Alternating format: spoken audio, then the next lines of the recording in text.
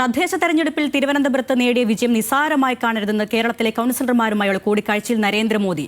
മികച്ച വിജയം നേടിയതിനാലാണ് ഡൽഹിയിലേക്ക് വിളിപ്പിച്ചത്. ജനങ്ങളുടെ വിശ്വാസം കാത്തുസൂക്ഷിക്കണം, ചിട്ടയായും പടിപടിയായും പ്രവർത്തിച്ച് മുന്നോട്ട് പോകണമെന്നും മോദിയുടെ നിർദ്ദേശം. ശരത്ലാൽ നൽകും ഡൽഹിയിൽ നിന്നും വിവരങ്ങൾ. ശരത്ത്, തദ്ദേശത്തിലെ വിജയം നിസ്സാരമായി കാണരുതെന്ന് പറയുമ്പോൾ നിയമസഭാ തെരഞ്ഞെടുപ്പിൽ വലിയൊരു പോരാട്ടം മുന്നിലുണ്ട്. അതൊന്നും കൂടെ ഓർമ്മിപ്പിക്കുകയാണ് കൗൺസിലർമാരെ നരേന്ദ്രമോദി. എന്തൊക്കെയാണ് അദ്ദേഹം പറഞ്ഞത്? കഴിഞ്ഞ ഒന്നര മണിക്കൂറോളം നേരമാണ് പ്രധാനമന്ത്രി കൗൺസിലർമാരുമായി ചെലവഴിച്ചത്. തിരുവനന്തപുരത്ത് മാത്രമല്ല മറ്റു ജില്ലകളിൽ നിന്ന് വന്നിട്ട് കേരളത്തിന്റെ വിവിധ ഭാഗങ്ങളിൽ തിരഞ്ഞെടുക്കപ്പെട്ട കൗൺസിലർമാരുമായിട്ടും അദ്ദേഹം സംവദിച്ചു എന്നതാണ് ഏറ്റവും ഒടുവിൽ നമുക്ക് ലഭിക്കുന്ന വിവരം. അതുപോലെ തന്നെ തിരുവനന്തപുരത്തെ വിജയം മികച്ചത് തന്നെയാണ്.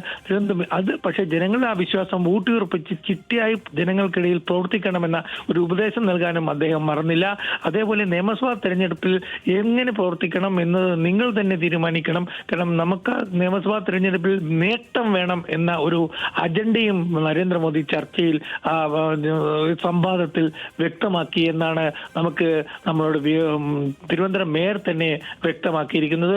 ഏതായാലും ഒരു കാര്യം ഉറപ്പാണ്, ഓരോ ആൾക്കാർക്കും അതിൻ്റെതായ പരിഗണന കൊടുത്താണ് ഇത്ര സമയം പ്രധാനമന്ത്രി BJP കൗൺസിലർമാരോട് ചെലവഴിച്ചത്. അവരെ സംബന്ധിച്ചുള്ള വലിയൊരു കാര്യം തന്നെയാണ്. കാരണം നരേന്ദ്രമോദിയെ പോലുള്ള ഒരു വ്യക്തി, പ്രധാനമന്ത്രി വ്യക്തി ഇത്ര നേരം സാധാ പ്രവർത്തകർ, സാധാ കൗൺസിലർമാരോട് ഇടപഴകുക എന്നത് കേരളത്തിന് തന്നെ അഭിമാനിക്കാൻ പറ്റുമെന്നാണ് പല കൗൺസിലർമാരും വ്യക്തമാക്കിയത്. അവർ സ്വപ്നത്തിൽ പോലും വിചാരിക്കാത്ത ഒരു കാര്യമാണ് അവരുമായിട്ട് ഇത്ര സമയം സംവേദിക്കാൻ പ്രധാനമന്ത്രി എത്തി എന്നത്. ഏതായാലും തിരുവനന്തപുരത്തിന്റെ വികസന കാര്യത്തിൽ എല്ലാവിധ സഹായവും പ്രധാനമന്ത്രി ഉറപ്പ് നൽകിയിട്ടുണ്ട് എന്നാണ് ഏറ്റവും പ്രത്യേകത.